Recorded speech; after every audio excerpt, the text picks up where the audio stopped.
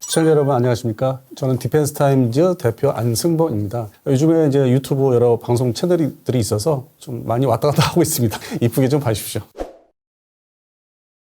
양안 사태라고 그러죠.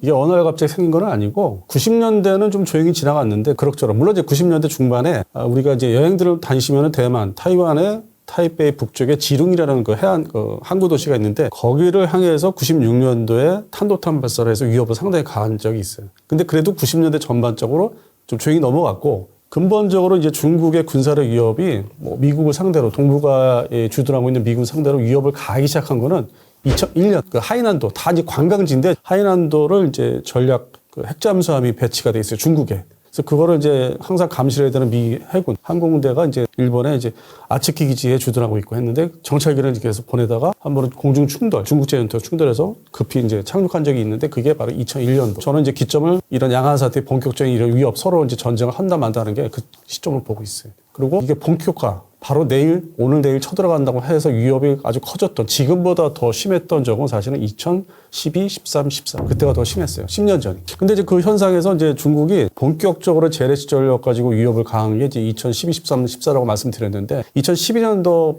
8월 중순에 8월 말쯤 제 기억으로는 최초의 중국 해군의 항공모함이 이제 공개가 됩니다. 취역을 시킨다고. 지금의 이제 세척 보안 그 항공모함 중에 첫 번째. 그게 공개되고 바로 이제 당일날 대만군은 극초음속 미사일로 그걸 때려잡겠다고 또 공개를 하고. 그래서 시점은 뭐 거의 뭐 13년 전으로 본격화된 거는 거슬러 올라가고 있고 지금은 어떻게 보면은 서로 이제 간을 보는 좀 이렇게 눈치 싸움이 더 심해진 거. 동북아 이제 상황이 이렇게 급발전을 이제 더 이렇게 상승세로 올라가니까 동북아에 나와 있는 이제 미군의 그 주일 미군의 항공전력, 항공전력이 이제 주일 미공군이 있고 미 해군 항공대가 있고 미 해병 항공대가 있는데 1년 사이에 그 전투기를 신형 전투기로 급속도로 지금 다 갈아치웠어요. 치우고 있고 아주 놀랄 정도로.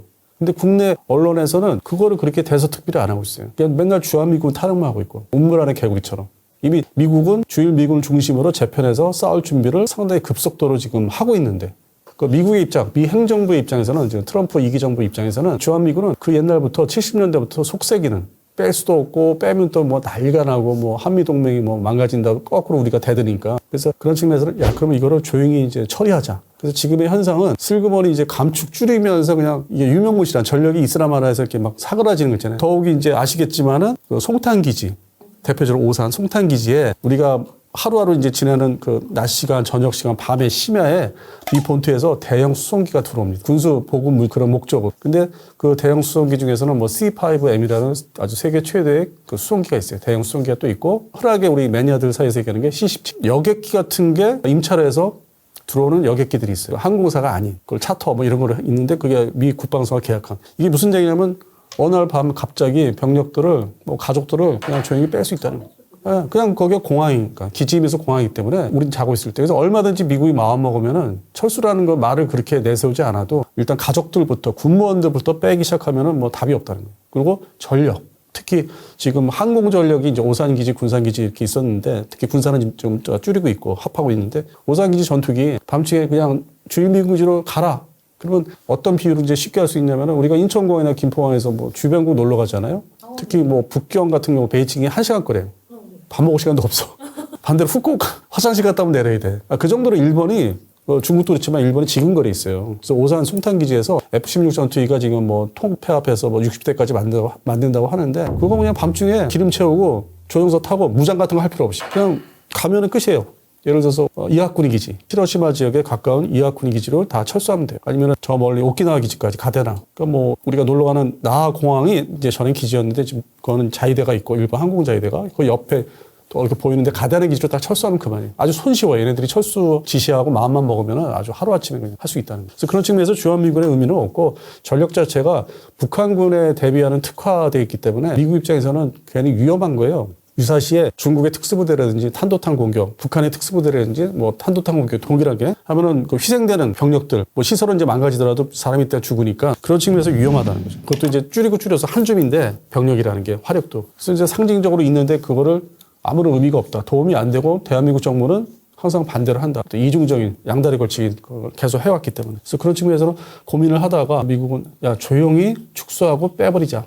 어차피 지금 주일 미군은 현대화를 급속도로 하고 있고 가장 최근에 어떤 현대화된 거는 전투기 전력이 이제 거의 뭐 70% 현대화됐고 해군 전력의 요코스카 항 도쿄에서 가깝습니다. 도쿄에서 전철 타면 1시간 거리. 거기에 항공모함이 신형으로 이제 바뀌었고 그다음에 이지스 구축함 미 해군의 주력인 알레이버급 구축함이 대탄도탄 방어 능력이 있는 10척까지 지금 증가됐고 그것도 이제 모자라다 싶으니까 미사일 전용 함정이 있어요. 그 스텔스 함정이라 가지고 그거를 최근에 배치를 했어요. 며칠 전에. 한 열흘 됐나. 이제 미 해군이 딱 3척을 이제 보유할 예정인데 그중에서 함정이 완성돼서 이제 작전하는 게 딱 2척이에요. 한 척은 배치 직전이고 그 정도의 아주 중요한 전력을 일본 요코스카에 조용히 배치했다는 거. 근데 그러한 것들이 참 이게 안타까운 게 국내 언론들은 관심 없어. 맨날 추하미군 얘기. 주전력이 이게 이제 유럽의 러우 전쟁이라고 하죠. 러시아 우크라이나는 지상전 중심이잖아요. 그리고 항공전도 좀 덜하고 생각보다. 근데 여기는 말 그대로 해상과 수중, 공중전이고. 지상전이 아니거든. 그러니까 당연히 전력을 미국이 최신 전력을 이제 집중하는 게 동북아 전력은 이제 그렇게 해공군 전력으로. 그럼 뭐 당연히 주일 미군이 원래 해공군 전력의 중심이기 때문에 급속도로 현대화 1년 사이에 한 게 이제 그것들이 이제 일본 자위대를 끌고 가서 이제 싸워야 되거든. 근데 이제 한반도를 보니까 주한미군은 지상군 중심인데 그것도 얼마 안 되고 28,000명을 하는데 다 총 그 숫자가 유사시에 중국의 탄도탄과 순항미사일, 북한의 탄도탄과 순항미사일, 드론, 특수부대가 와서 되게 희생만 드러나고 역할을 못하고 있고 할 수도 없고 그러다 보니까 이제 이거를 빼거나 슬금슬금 집으로 데려가서 포트에 섞어버린다든지 아니면 해체한다든지 아니면 최소한 이 동북아에 남게 하려면은 괌에 앤더슨 기지라고 있어요. 근데 우리가 여행 가는 괌에 공항은 그건 일반 공항이고 거기서 내려서 좀 북쪽으로 가면은 그 앤더슨 기지라고 따로 있어요. 이게 군사 섬이기 때문에 오키나와처럼 실제로 그걸 또 지켜야 되잖아요. 근데 오키나와는 미 해병대가 있어요. 중국군이 상륙하면 지킬 수 있는 병력이 최소한 여단급 병력도 있어서 작전이 되고 일본의 육상자위대가 같이 여단급이 작전해서 막을 수 있어요. 섬을 지킬 수 있어요. 근데 괌은 지금 고정 병력이 없는 거예요. 방어 병력이. 일단 1차적으로. 항공 전력 중심으로 되어 있고 지상군 전력이 없기 때문에 중국군이 이제 상륙부대가 와서 대만을 치면서 동시에 그걸로 마음만 먹으면 와서 상륙할 수 있다는 거죠. 실제 얘가 2차 대전 초기에 태평양 전쟁 초기에 일본군한테 뺏겼었어요. 그런 이제 아픈 경험이 있고 그러다 보니까 이제 병력을 활용을 이제 해야 되겠다. 한반도 대한민국에 있으면은 그것도 평택 중심으로 있으면 이제 공격당해서 사람이 일단 희생자가 나올 것이다. 그게 바로 이스라엘 이란의 그 탄도탄전 드론전을 보면은 이제 그러한 희생 뭐 카타르에도 쐈다고 했잖아요. 뭐 전에도 그런 비슷한 사례가 있었고 그래서 이제 그걸 다 모든 사례를 보니까 이걸 주둔시켜서 결국에는 뭐 대한민국만 좋은 일 시키는 거고 우리는 되레 병력이 희생될 수 있고 실제 이거를 유사시에 양안사 때 대만과 중국이 전쟁을 했을 때는 활용할 수 있는 어떤 전력이 아니고 그리고 주전력은 다 일본에 다 골고루 배치되어 있고 도쿄 근처에 뭐 요코스카 그다음에 히로시마 근처에 이와쿠니 그다음에 저 북쪽에는 미사와 그다음에 좀 내려오면은 뭐 사세보항 그다음에 또 이쪽으로 가면 오키나와기지 실제 주전력 중국과 상대로 싸울 수 있는 건 다 이렇게 일본 열도에 맞게 돼 있어요. 그거는 이미 1945년도 이제 미군이 일본에 주둔하면서 전략적으로 이제 다 고정을 시킨 거예요. 그때부터 소비에트 연방, 소련이 이제 해체됐지만 러시아로 이미 그 위협은 계속 증가했기 때문에 그걸 함부로 버릴 수 없고. 그 사실상 일본 사람들 입장에서는 이제 원자폭탄 2발 얻어맞고 그리고 이제 이 신식민지라고 하죠. 신식민지가 그게 사실 존재해요. 그러니까 옛날 19세기나 20세기 때처럼 압박하는 그 눈에 보이는 그런 게 아니라 지배가 아니라 중요한 부분, 군사 경제 부분에서는 컨트롤을 계속 할 수 있는. 그리고 이제 일본하고 또 이해관계를 이제 맞춘 게 그나마 그걸 조정해서 지금까지 오는 게 근본적으로 일본 사람들이 미국한테 두들겨 맞고 항복한 거지 지금의 러시아나 특히 낮게 보는 중국 사람들한테 항복한 건 아니거든. 그러니까 근성이 이 일본의 보수의 마음속에는 언젠가는 쟤를 한번 때려잡겠다. 그러니까 미국이 아니라. 그러니까 미국은 이제 그거를 알고 있기 때문에 10년 단위로 이제 어떤 그 군사력을 키워줘요. 10년 단위로. 1955년도 이래로. 일본 자위대가 창설된 이래로. 창설을 이제 시켰죠. 그래서 10년 단위로 무기가 좀 더 좋은 걸로 증가해요. 처음에는 이제 54년, 55년도에 이제 일본 육상자위대, 뭐 항공자위대, 해상자위대가 54, 55년도에 사이에 2년 사이에 막 창설되는데 그건 이제 외형적, 대외적으로는 소비에트 연방, 극동, 그러니까 블라디보스톡의 중심으로 사령부를 두고 있는 극동 소련군의 바다를 건널 수 있다. 일본을 점령할 수 있다는 걸 이제 자꾸 이제 주입을 시키면서 너 위험하니까 다시 내가 컨트롤할 수 있는 군대를 만들어라 해서 자위대. 뭐 헌법도 이렇게 만들었고. 그러니까 목적은 나하고 같이 소련하고 싸워 유사시에. 근데 그 당시에는 50년대 중반에는 중국은 그렇게 뭐 바다를 건널 수 있는 그런 상황이 아니었고. 되레 이제 한반도, 우리 대한민국 위협하는 북한을 통해서. 그러니까 지상군 중심으로 주한미군을 이렇게 또 이제 만들어 놓은 거고. 근데 이쪽은 해공군 중심으로. 이미 50년대 중반에 일본 주둔 미군도 그렇고 자위대도 그때그때 필요한 무기들을 이제 만들게 해요. 그리고 2차 대전 때 같이 이렇게 붙어보니까 이 일본 군이 전차의 기술이 떨어져. 아주 그건 유명한 건데 그러다 보니까 이거를 다시 키워줘야 되니까 미국이 자기들의 어떤 그 전차 종류 중에서 이제 M47이라는 게 있어요. 우리 한국군도 이제 한때 사용했던 건데 그 전차 샘플 하나 보내줍니다. 56년도인가 7년도에 우리 미국제 전차 샘플을 보내줄 테니까 그거 베껴. 너희들 스타일로 설계를 요걸 표본 샘플로 해서 해라. 그래서 탄생한 게 61식 전차. 그런데 이것도 일본 사람들 스스로 군사평론가들 사이에서도 대놓고 얘기를 안 해요. 미국 거 베꼈다는 거. 근데 딱 전차를 보면은 이거 미국의 M47 그대로 어떻게 좀 변형한 건데. 그래서 일본 자위대가 그런 식으로 이제 육성이 돼요. 10년 단위로. 그래서 이제 58년도 기점 되면은 미국이 자국산에 이제 F-86, F-세이버라는 전투기가 있는데 이제 이미 미국한테는 구형이 되는데 이거 내가 면허 생산권 만들 수 있는 권한을 기술 도면도 다 줄 테니까 너 이거 한 300대 만들어. 300대. 근데 우리 대한민국 공군은 그 시절에 58년 시절에 우리는 한 90여 대밖에 없어. 미국이 군사 원조가 같은 전투기가. 근데 일본 항공자위대를 위해서 300여 대를 만들어라. 그 유명한 이제 미쯔비시 이런 데서 이제 만들게 하고 그 목적은 동부가 이제 블라디보스토크 중심의 극동 소련군을 유사시 D가 공중전을 해라. 그 정도로 육성을 이제 시작을 하죠. 그러다가 60년대 후반에 들어오면은 잠수함도 이제 갖게 해주고 그동안 통제를 했어요. 저희들은 싸워봤잖아요. 그러니까 이게 좀 위험한 물건이라 생각했는데 워낙 이제 극동 소련군이 급증을 하니까 능력이. 그래서 잠수함도 만들게 하고 그다음에 이제 수륙 양용 비행전 바다에 뜨고낼 수 있는 그것도 기술을 줘요. 68년도 기준으로 너네 기술하고 우리 기술 합해서 만들면 좋은 거 만들지 해서 기술을 다 도면을 줍니다. 근데 이거는 그렇게 일반화된 얘기는 아니에요. 그래서 이 자위대를 그렇게 식으로 이제 미국이 후원을 하는 거고 70년대는 들어와서는 이제 헬기를 운용해야 되는 지금 이제 항공모함 오기까지는 처음에 이제 단계적으로 미국이 주도를 하고 키워주는 거예요. 그래서 잠수함을 찾아낼 수 있는 헬기 2대를 실을 수 있는 호위함이라고 하죠. 구축함을 이제 만들게 해요. 70년대 초반부터. 그걸 한번 두척두척. 근데 그 컨셉이나 디자인이나 개념이 이태리 해군이 60년대 먼저 한 거를 확인하고 나서 그거를 이제 심어주는 거예요. 미국이 일본한테 이렇게 하는 게 좋겠다. 실제 일본 자위대의 목적은 미국이 러시아, 소련 잠수함을 추적을 해서 내가 작전할 때 네가 경호원 역할을 해라. 잠수함을 너는 그것만 쫓아다니라. 나는 돌아다닐 테니까. 소련 그 해군의 함정들을 추적할 테니까. 그렇게 해서 70년대 그렇게 해서 발전하고 결국에는 90년대 초반에 이지스함이라는 것까지 제일 먼저 가져라. 대신 나를 호위해라. 나의 경호원이다. 실력을 늘려라. 그러다가 이제 2008년 9년도에는 야 주변국의 눈치도 그러니까 주변국이라는 게 러시아하고 이제 중국이죠 특히 눈치를 보이니까 항공모함을 단계적으로 이제 가져라. 아주 교묘하게 이제 호위함이라고 명칭이 그렇게 등장을 시키고 헬기만 운영하게 하는데 그렇게 해서 운영을 해서 이렇게 눈치를 봐요. 미국하고 일본이 같이 이제 쟤들이 어떻게 나오나 눈치를. 그러다가 이제 아까 앞서 말씀드린 대로 중국 해군이 2012년도에 러시아제 기술을 그대로 응용해서 만든 항공모함을 이제 보여주니까 이게 시간 싸움이 이제 바뀌는 거예요. 야, 저것들이 이제 앞서가네? 그럼 너 일본군, 일본 자위대도 좀 더 이제 현실적으로 가자. 내가 수직 이착륙 전투기를 내가 너한테 팔 테니까 너는 배를 개수하는 장기 그 프로젝트를 가동시키자. 그래서 지금 이제 등장했어요. 그 개수한 항공모함이 등장하고 이제 연말이면 일본 항공자위대가 운영하는 수직 이착륙 스텔스 전투기. 그러니까 지금 1호기가 이제 미국에 나왔고. 근데 이런 것들은 제가 여러 방송에서 말씀드리는데 관심이 없고 워낙 뭐 바쁘시는 분이니까 일반 그 언론사들이 지상파도로 국내에서 기사화된 건 없어요. 일본 내에서의 반응은 어떤 편인가요? 일본도 역시 그 제한적이에요. 그 진짜 그 2차 대전 때 그런 소위 그 아주 극우파라는 거는 많지는 않아요. 되게 이제 일본에는 매니아들은 많아요. 우리보다 더. 전체 인구 대비 매니아들은 우리보다 더 많고 그다음에 발간되는 간행물이죠. 그 책으로 된 거 여전히 많이 나와요. 그래서 저는 개인적으로 그런 것 때문에 일본을 자주 다녔어요.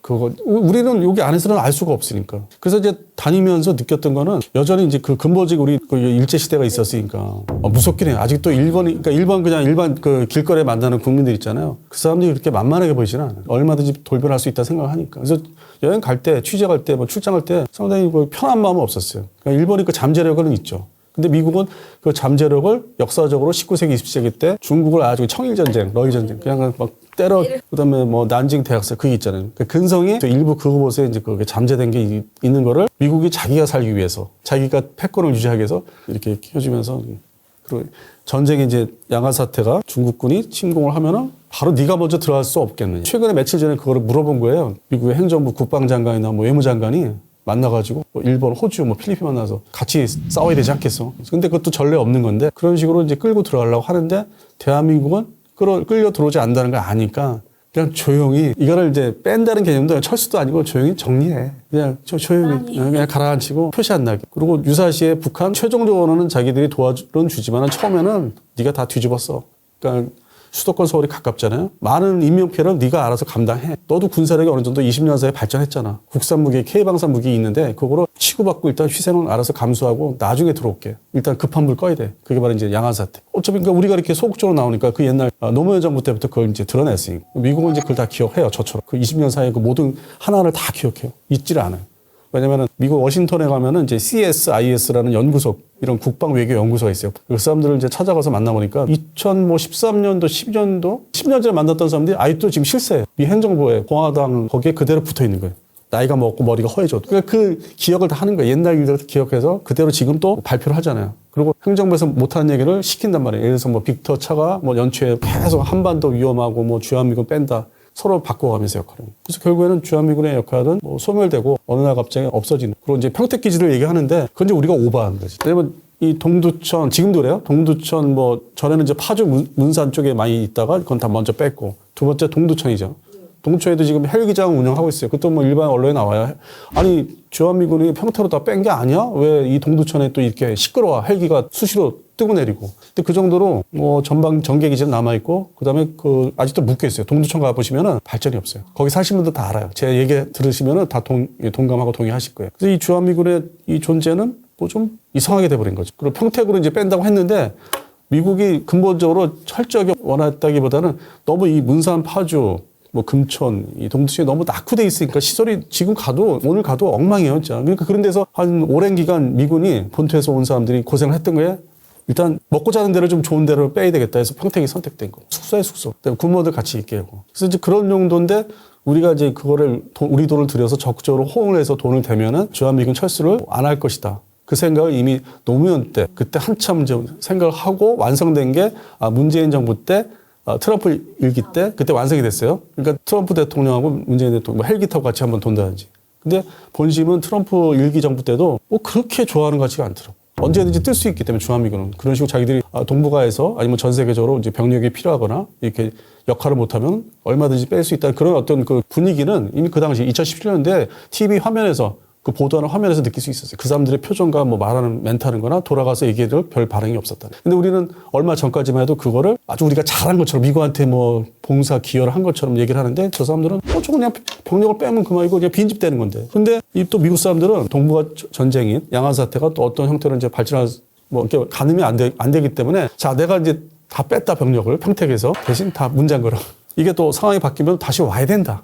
이거는 내 땅이야. 내 주둔지야. 건들지 마. 내놓지 않는다는 거죠. 그런 부분이 있어요. 그래서 오산기지, 특히 군산기지가 뭐 지금 현대화시키기 위해서 전투기 다 빼고 경납고 다 때려부시려고 하는데 그런 얘기가 디테일하게 안 나오잖아요. 그리고 엉뚱하게 뭐 군산의 스텔스 전투기를 미국이 배치할 거다. 천만의 말씀. 오히려 순서 미국의 국방서 계획과 예산 배정과 전투기 생산은 우선은 주일 미공군의 지금 아오모리 현이라고 삿포로 밑에 있는 아오모리 현의 미사와 기지. 거기에 현대화가 먼저 그 결정이 돼서 내년 2026년부터 27년 동안 2년 동안에 F-35A 스텔스 전투기 48대를 넣기로 돼 있어요. 진행이 됐어, 시작. 그러니까 국내 언론은 뭐고 잘못 알고 있는 거예요. 군사는 일단 시설부터 다 때려 없애서 다 현대화시켜야 되고 유사시 베이징을 폭격하기 위한 어떤 예비 기지로서 보존하려면 다 빼야 되는 거예요. 병력이나 뭐 주요 전투기 빼고 그러면 중국 입장에서는 북한 입장에서는 야, 지금 전투기 없으니까 나중에 때려. 첫째 순위가 아니다.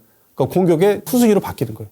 그러면서 이중적으로 기지를 현대화하면서 타격 대상에서 약간 좀 벗어날 수 있는 시간을 벌 수 있는 이중적인 목적이 있는 거죠. 그래서 군사는 지금 비워놓기 시작하는 게 나중을 생각해서 오산에다 합하는 거예요. 그다음에 앞서 말씀드린 대로 미사와 기지를 전투기 현대가 스텔스 전투기가 들어온다고 말씀드렸죠. 근데 이 사람들이 되게 지금 급한 거야 지금 이 중국 때문에. 이미 6월 말에 이제 공표를 했는데 미사와에 있는 F-16 전투기가 있어요. 그거는 좀 나중에 만든 92년대 시리얼 넘버를 보니까 92년도에 만든. 그러니까 좀 비교적 덜 노후화된 만든 시기가 중요하니까. 근데 오산 기지에 다 모아놓은 F-16은 뭐 88년, 9년도에 비행 시간이라는 게 있어요. 자동차처럼. 그래서 이거를 어차피 그 미사와 기지를 현대화, 그러니까 경납고를 아주 두툼하게 만들어야 되 부셔야 되기 때문에 일단 비행기를 빼야 돼요. 그래서 이거를 오산에다 합했어요. 그러면서 이제 주한미공군, 그러니까 주한미군에 발표한 게 현대화를 시켰다. 미국의 본토 입장에서는 좀 썩은 전투기를 합한 것 뿐인데. 근데 우리 언론을 상대로 일반 발표를 이제 홈페이지 들어가면은 현대화 시켰다. 북한을 좀 더 견제를 더 잘하기 위해서. 주일미군은 지금 이제 대한민국 우리 땅에서는 모르는데 잘 세세하게 자세하게 모르는데 아주 1년 사이에 항공전력 중심으로 상당히 어떤 개편을 되게 서두른다는 거, 상당히 서두른다는 거. 전에 이제 주일미군의 어떤 형태를 보면 항공전력 보면은 미리 다 예고를 대대적으로 하고 천천히 했었거든요. 근데 최근에 변화를 보니까 좀 뭐 1년 사이에 엄청나다는 거. 특히 이 주한미군의 그 오산 기지의 A-10C 공격기를 이제 퇴역을 시키고 철수한다는 걸 전제로 해서 그거를 이제 보강해주기 위해서 한반도에 신형 항공기를 보내지는 않고 주일미군의 이와쿠니 기지에 그거를 대체하는 화력 항공기, 그게 이제 소위 F-35B 스텔스 이착륙 수직 이착륙 전투기인데, 원래 계획은 A-10C가 퇴역되기 이제 전에 그 계획이 이제 시작되기 전에는 이와쿠니 기지에 F-35B를 증강화시켜둔 3개 대대까지만 하겠다고 했는데, 지난 4월 달에 A-10C가 이제 정리가 되니까 없애겠다고. 그래서 바로 미 본토에서 F-35B가 한 개 대대가 더 증강 배치가 됐어요. 근데 국내에서 아무도 얘기를 안 해요. 근데 저는 이제 일본 쪽 걸 다 이제 들여다보니까 그걸 이제 접하면서 이거 바뀌었네? 계속 놀라는 거예요, 지금 상황이. 그래서 주일미군은 이런 형태로 계속 증강하고 더 효율적으로 다듬고, 훈련의 그러니까 제약과 제한이 없기 때문에 우리보다 일본 자위대하고 훈련할 횟수를 더 많이 할 것이고, 그다음에 이 동북아에서 일본의 또 뭐 훈련장이 또 모자라면은 또 환경도 있으니까 필리핀 가서, 필리핀에 지금 현 정권에 맞게 그 허용되는 게 광범위하게 진행되기 때문에 훈련 숫자가 필리핀 가서 많이 할 거라는. 그리고 전에는 호주에서도 했는데 필리핀 쪽에서 많이 하는 걸로 해서 지금 현재 이 원시어트라고 이제 하는데, 원시어트의 개념은 주일미군 중심으로 호주, 일본 자위대, 그다음에 필리핀군 이렇게 해서 뭉쳤어요. 근데 최근에 필리핀 국방장관이 뭐 우리를 생각해서 얘기했는지 모르겠는데, 여기서 그 한반도는 뺐습니다 이렇게 또 필리핀 장관이, 미국의 국방장관이 아니라. 그러니까 이게 이제 의미하는 게 북한을 상대로 혼자 이걸 지켜야 되는 상황을 이제 이렇게 점점 떠밀리는 거고, 책임제로 가는 거고, 그러니까 빼줄게. 대신 북한은 철저히 네가 막아라. 근데 핵전쟁이 발발하면 이제 미국의 전력이 동원될 수 있는데, 근데 또 그거를 또 미국의 뭐 학자들이 또 얘기한 게 며칠 전에 그걸 또 지원을 안 할 수도 있다. 그러니까 이게 최악의 상태는 재래식 전력으로 서로 쳐맞고 나중에는 이제 핵무기로 다 소멸되는. 그래서 이제 그러다 보니까 우리가 핵무기를 가져야 된다고 하는데, 미국의 패권이 유지되는 한 핵무기를 절대 갖게는 하지 않을 거예요. 우리는 쉽게 뭐 핵 개발을 하면 된다고 그러는데, 그거는 저 상관없는 미국의 이해관계가 엷었던 얕았던 인도 파키스탄이나 가능했던 거예요. 이스라엘은 미국이 프랑스와 함께 무기를 한 거고, 그 유태인 관계. 그러니까 어떤 그 나라, 역사, 그게 다 개입이 되면 해석이 돼요. 유태인에 대한 거는 2차 대전 때 여러 가지 버무려졌고, 그리고 지금 팔레스타인 지역에 거기다 심어준 게 영국 애들이고, 그 후속으로 인수인계 받아서 관리한 게 지금 미국이고, 역사적으로 서로 관련들이 있어요. 독일에서 다 학살됐지만은 그게 다 서유럽 중심이고 미국과 서로 바톤을 이어받는. 그 배경으로 보면은 저쪽에 이스라엘 문제는 핵무기 개발했던 건 다른 문제라는 거예요. 인도 파키스탄은 제3국가예요. 말 그대로 미국 중심에, 서유럽 중심에 보면은 인구도 되게 많잖아요. 인도. 그리고 이 동북아시아에서 뭐 경제 수출해 먹는 거 아니고서는 여행을 다니다 보면은 그쪽에 대한 그 해당되는 4개국이 있어요. 파키스탄, 인도, 스리랑카, 벵글라데시. 거기 좋다고 그러는 사람들 많지 않을걸요? 저는 근본적인 경험을 얘기하는 거예요. 저는 가고 싶지 않은 나라예요. 그 다음에 그 사람들이 영국의 지배를 받았기 때문에 그 4개국 사람들이 영국에 많이 가 있습니다. 또 영국에 제가 놀러 가요. 또 거기서 그 사람들이 온 사람들에 대해서 겪는 게 있어요. 그럼 이게 뭐냐면, 내가 황인종인데, 황색 인종인데도 이렇게 여러 가지가 간접적인 내가 표현을 하는데, 백인들 중심에는 어떻게 했어요? 그래서 이번에 인도 파키스탄 전이 이스라엘 이란 전과 달리 좀 미국에서 덜 관심 갖는. 싸웠냐? 알아서 해. 그런 상황이에요. 다만 이제 파키스탄 공군이 미국제 F-16 전투기를 갖고 있는데, 그것만 이제 점검한 미국에서. 야, 내가 준 무기 전투기를 썼어? 사용 안 했어? 그것만 따지고 이제 휴전 빨리 해. 그 무슨 얘기냐면은, 예전부터 제가 생각하는 게 그 제3국가, 제3지대고 미국에 관심이 없고 유럽에서 관심 덜 하고 인간은 많고 핵전쟁 날 수 있죠. 왜냐면 기존에 이스라엘 지역은 미국이 그 이란 핵 공격할까 봐 이제 그 항상 경계하고, 유럽에서 영국, 프랑스, 러시아 상대 엄청난 상황이잖아요. 그거 관리해야 되고, 미국이. 이쪽도 마찬가지죠. 중국이 이제 핵무기를 뭐 쓴다 안 쓴다. 이게 이제 일본이 관련돼 있으니까. 그러니까 항상 감시를 해요. 이런 지역들은. 근데 인도 파키스탄은 덜 감시하는. 그래서 오히려 지구상에서 우발적인 핵전쟁은 인도 파키스탄이에요. 이번에 5월 달에서 뭐 느꼈지만은, 그래서 전 전부터 뭐 이렇게 질문을 이제 받으면은 전통적인 지역이 아니다. 인도 파키스탄이. 거기는 이제 일종의 이제 방관한다. 모른 척 한다. 그래서 이제 그런 문제가 오히려 핵전쟁은 그쪽 지역이라고. 그래서 이제 이거는 그 인도 파키스탄까지 핵무기를 보유했는데, 그 이상의 뭐 대만이나 한국이나 대한민국이나 일본이 가지면 이거 또 다른 문제거든. 미국이 패권을 잃는 그런 상황이기 때문에 절대 못 갖게 하는 거. 내가 대신 지켜줄게 핵무기로. 뭐 맞으면은 내가 또 때려줄게 하면서 자꾸 알 수 없는 약속을 계속 하니까 우리가 의심을 하고 우리 핵무기 가져야 된다고. 그래서 다람쥐 쳇바퀴 돌듯이. 근데 이거는 향후에 뭐 단기적으로 뭐 2030년까지 우리가 핵무기를 갖는다 만다, 이거는 뭐 계속 똑같은 얘기가 반복될 것 같아요. 그리고 이제 북한의 어떤 김정은이 같은 이제 생각에 따라서. 그래서 주한미군의 어떤 그 역할, 주일미군의 역할은 이렇게 다릅니다.